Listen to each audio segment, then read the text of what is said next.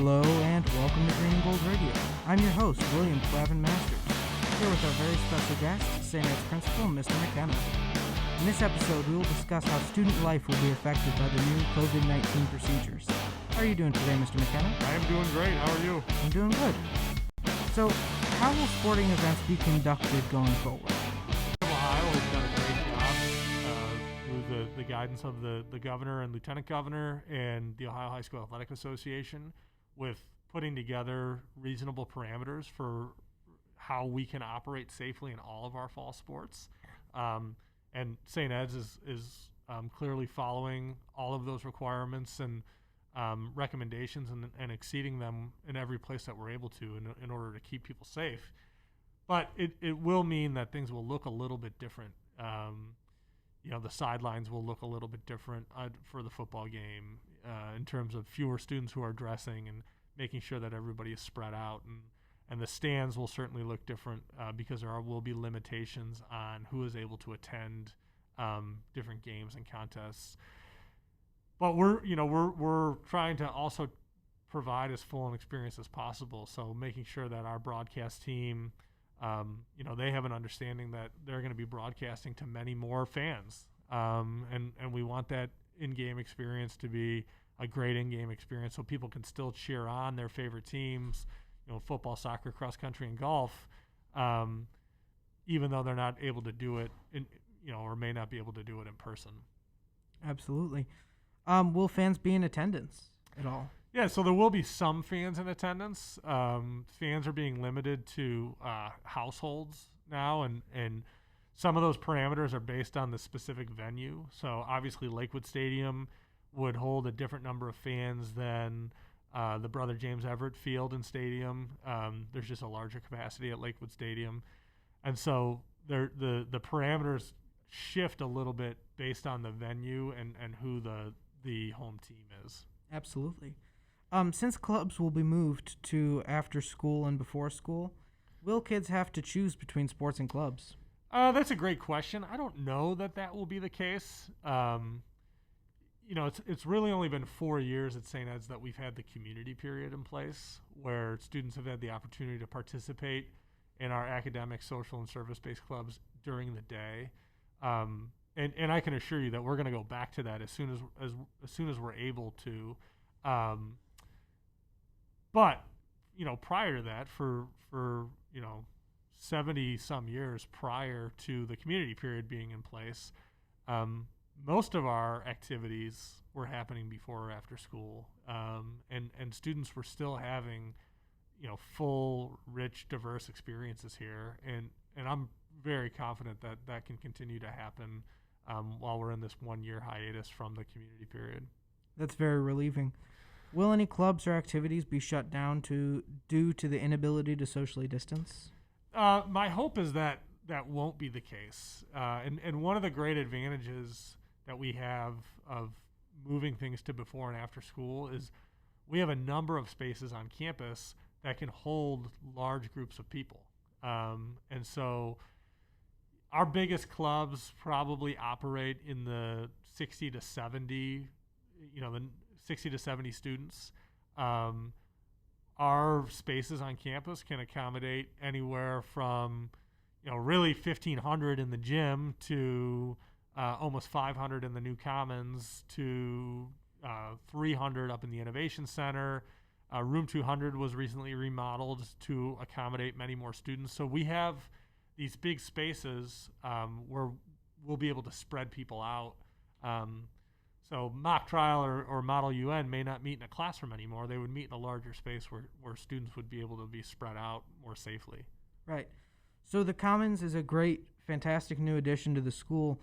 How will it be used besides gatherings such as clubs going forward through Phase 1? Yeah.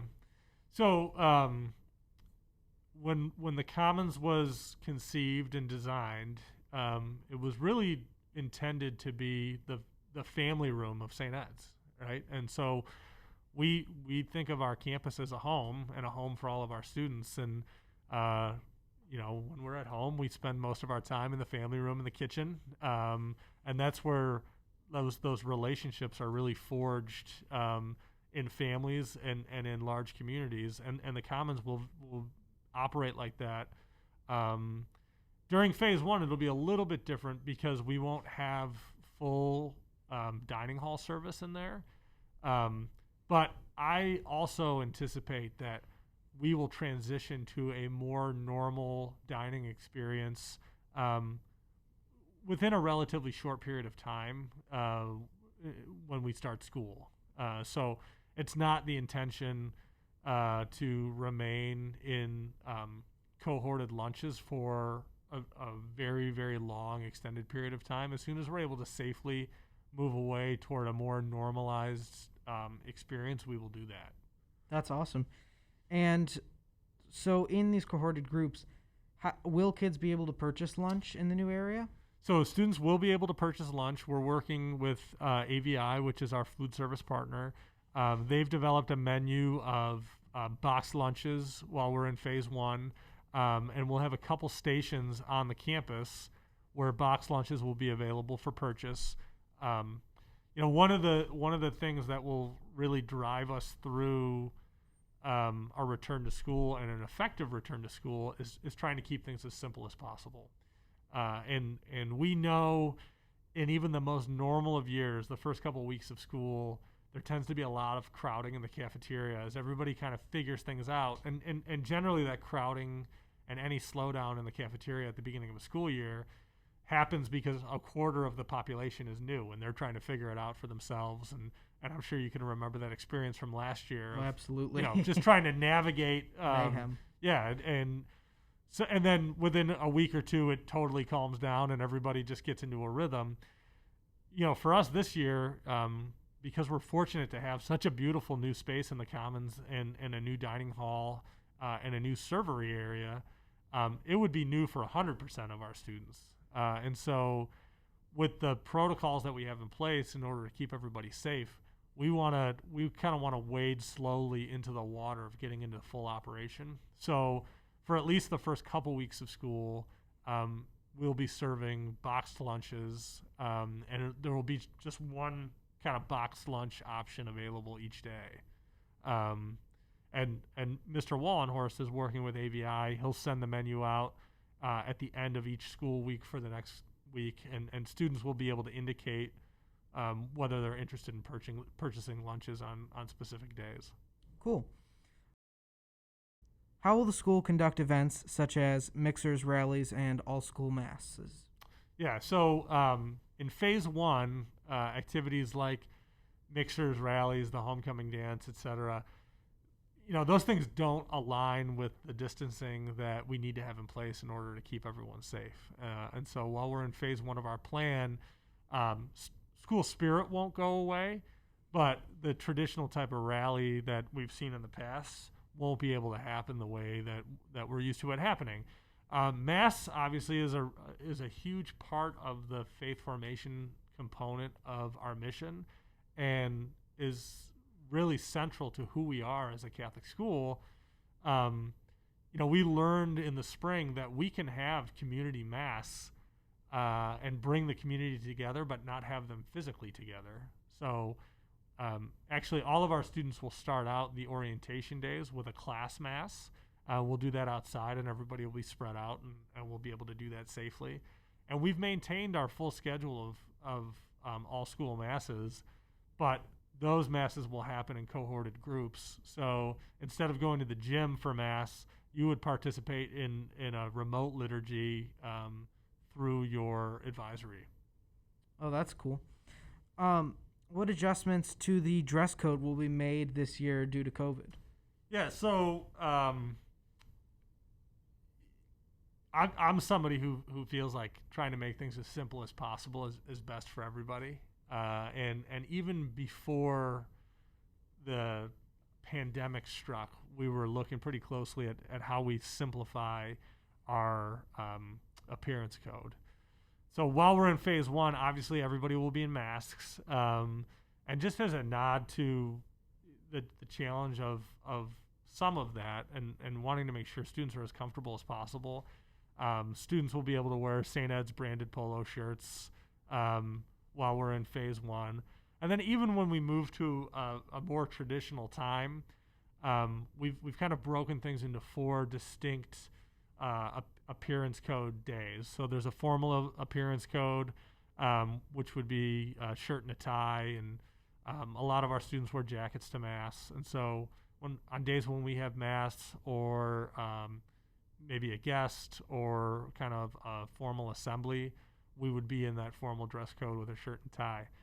On a typical day, in a normal setup, it would just be a dress shirt with your regular khaki pants, school pants, and kind of a more casual shoe option. So we're going to allow athletic style shoes as long as they're primarily black, blue, brown, gray, white. So if they're a pretty muted color, we're going to allow athletic shoes along with that everyday dress code. And then we have the polo dress code, which is a St. Ed's branded polo with khakis or dress slacks and that same type of shoe setup. And then the green and gold day, which is the traditional St. Ed's dress down with St. Ed's apparel. Those are some pretty cool changes to the dress code.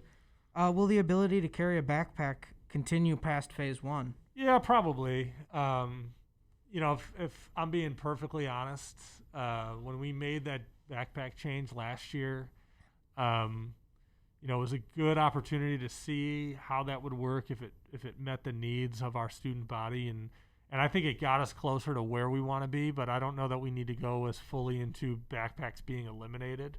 And of course now in phase 1 they're necessary while students won't have access to their lockers. And we'll see how that goes. The thing that we're asking students to help us with is just to be reasonable about what you're carrying around. And so we just want a traditional size backpack with as much as our textbooks are online now. There's less to carry around. So having a reasonable size backpack will help keep that backpack policy where we want it to be. Right, that's awesome. With all the hallways and stairwells being one way, will students have more difficulty to getting to class in the allotted time? So that's a great question. It kind of remains to be seen. I don't anticipate that will be the case, but it's also something that, to be perfectly honest, we couldn't simulate. Like, we couldn't bring 1,000 people into the building and simulate it.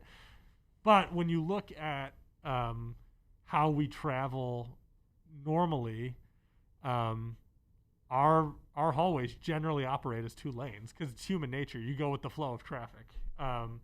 Now what we've done is we've put A-frame signs in the centers of the hallway to keep a good center lane so people can remain distanced. But I would anticipate that we're not going to have much trouble getting to classes with the 5 minutes allotted.